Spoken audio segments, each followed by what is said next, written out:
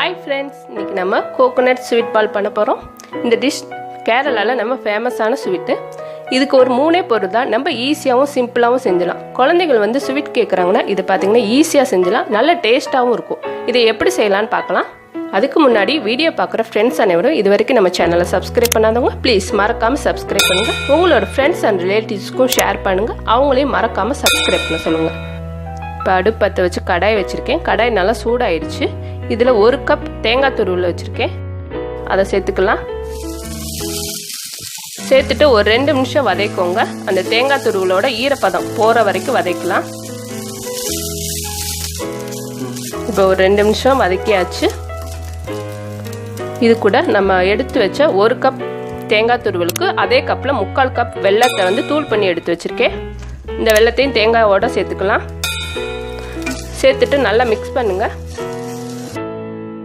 வெல்லம்லாம் வந்து இலகி நல்லா பாகு மாதிரி அந்த தேங்காயோட சேர்ந்து வரும். அது வரைக்கும் ஒரு 2 நிமிஷம் நல்லா கலந்துக்கலாம். இது கூட ஒரு ஏலக்காவை நல்லா தட்டி வச்சிருக்கேன், அதையும் சேர்த்துக்கலாம்.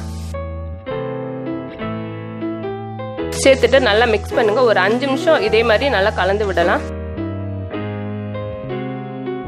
நல்லா அந்த வெல்லம்லாம் வந்து கட்டி இல்லாமல் நல்லா பாகு மாதிரி வந்து நல்லா அந்த தேங்காவோட மிக்ஸ் ஆகணும். அது வரைக்கும் நல்லா கலந்து விட்டுக்கிட்டே இருங்க.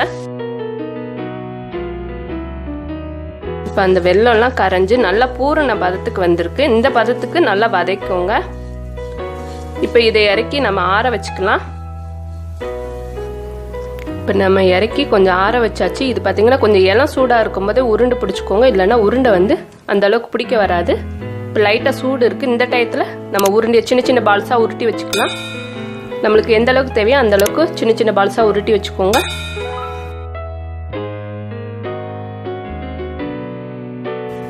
இந்த அளவுக்கு சின்ன சின்ன பால்ஸாக உருட்டிக்கலாம் எல்லா உருண்டையும். இப்போ எல்லாத்தையும் நம்ம உருட்டி வச்சாச்சு. இப்போ பூரணத்தை டிப் பண்ணுறதுக்கு நம்ம ஒரு மாவு கரைக்க போகிறோம். இதுக்கு ஒரு 1/2 கப் மாவு, நம்ம எந்த கப்பில் தேங்காய் எடுத்தோமோ அதில் 1/2 கப் மைதா மாவு எடுத்துக்கோங்க, அதையும் சேர்த்துக்கலாம். மாவுக்கு தேவையான அளவு உப்பு சேர்த்துக்கலாம். சேர்த்துட்டு இதில் கொஞ்சமாக தண்ணி ஊற்றி பஜ்ஜி மாவு பதத்துக்கு நம்ம கரைச்சிக்கிற போகிறோம்.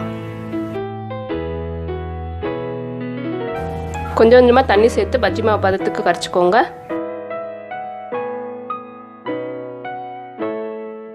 இப்போ நல்லா கட்டி இல்லாமல் சுத்தமாக கரைச்சி எடுத்துக்கோங்க. இந்த பதத்துக்கு இருக்கணும், இந்த அளவு கரைச்சி எடுத்துக்கலாம். தேங்காய் பொரிக்கிறதுக்கு கடாயில் எண்ணெய் ஊற்றிருக்கேன். இப்போ நல்லா சூடாயிடுச்சு.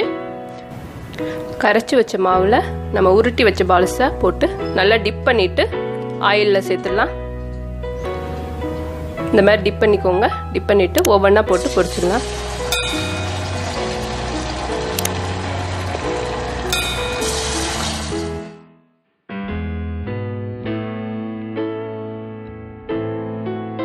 ஒரு 5-6 பீஸ் போட்டு ஒரு சைடு நல்லா வேகட்டும். சிம்மில் வச்சு நல்லா வேக வச்சுக்கோங்க. ஒரு சைடு நல்லா கலர் மாறுற வரைக்கும் வேக வச்சுக்கலாம். இப்போ 2 சைடும் நல்லா கலர் மாதிரி கோல்டன் கலர் வந்துருச்சு. இந்த டயத்தில் எடுத்துக்கலாம். நல்லா எண்ணெயெல்லாம் சுத்தமாக வடிகட்டிட்டு எடுத்து வச்சுக்கோங்க.